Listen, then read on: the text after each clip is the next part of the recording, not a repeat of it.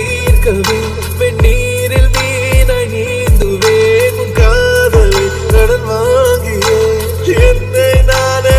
தாங்குவேன் உன் பாதியும் என் நீதியும் ஒன்றேதான் என்று வாழ்கிறேன் உன் கண்களில் நீர் சிந்தினால் அப்போதே செத்து போகிறேன் சாலையோர பூக்கள் சாய்ந்து நம்மை பார்க்க நாளை